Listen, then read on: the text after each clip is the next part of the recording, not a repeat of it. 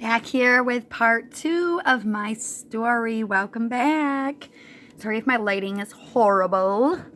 I'm trying. So I'm at the doctor's, at the eye doctor's, and he had came and informed me, you have glaucoma, that's why you had pressure in your eye.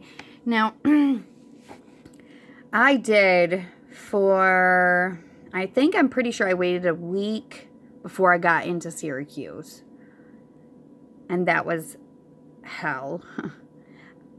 And then when I got to Syracuse, it was in like 4 days. They were just like, this is the date we're doing this. This needs to happen, and so it did happen all pretty fast, I can say. But in the meantime, I would go to the grocery stores. I mean, anywhere. I would even just sit in my house with sunglasses on, and it was awful. It was awful. And then at one point in time, I actually did experience where my hand did go numb again. I felt super lightheaded. My mouth went numb. And I just was really trying not to think of what was going on. But, I think at that time they said I had maybe low iron. So that could have been the cause of that. But I had everything else going on with me at the same time. So it was, I guess all just mixing together. So, any type of light, it was such excruciating pain. It was nothing to mess with. But the day that of surgery, so my family, we stayed out, near the hospital because I had to be there so early in the morning. And they just run over everything with you. And I kept thinking, I was so scared. I was just my heart was pounding so fast that I was like, oh my God, maybe I'll have a heart attack during the surgery or something. I have anxiety. So every little solution or scenario pops in my mind. So I'm shaking. I felt like I had to go to the bathroom all the time. I felt like I was going to get sick the whole time. And they were just like, this is normal. We're just going to give you something in your IV to, just calm you down. And actually, it did make me laugh a little bit. And this was as they do it when you're on the table and they're going to push you in through the room. And it was like a very cold room. I was freezing, but they were just like, oh, you're going to go to sleep. And I'm just one of the people where I'm like, haha, no, I'm not. And yeah, I passed out. And when I woke up, I remember I know I drew a cross on me. I was just like, oh my God, thank you, God. Thank you, God, for making me live. Thank you. I was petrified of the surgery. So it didn't, I don't regret it. I can definitely say that. I don't regret it, not one bit.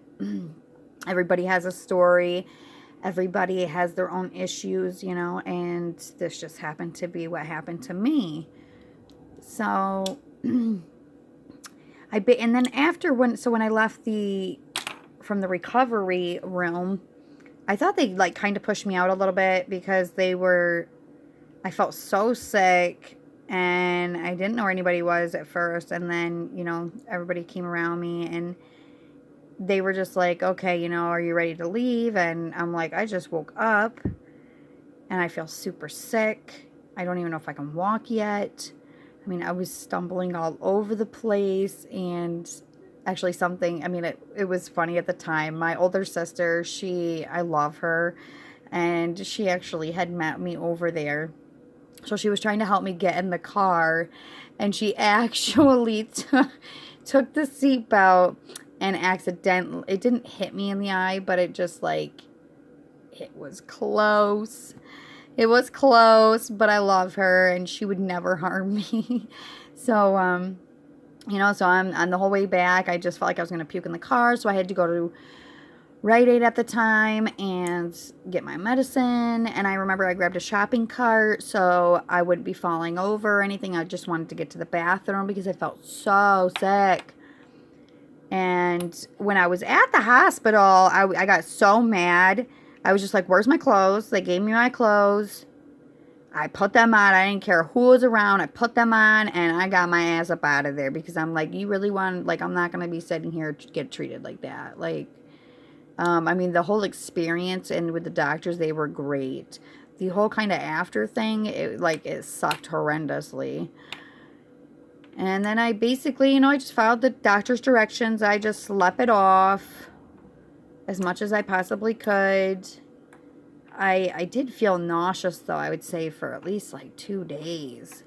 But if you want a quick tip, which one of my friends told me about this, and I feel it actually works because this is what I do, is mustard. So I would eat like just bread or even just a piece of turkey with some mustard. And supposedly mustard is supposed to help your nauseousness.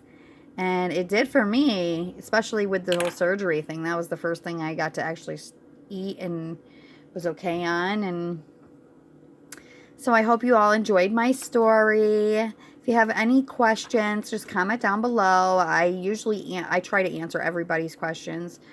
But thank you for taking your time and listening to my story. This is Kirsten. It's Kay. I'm out.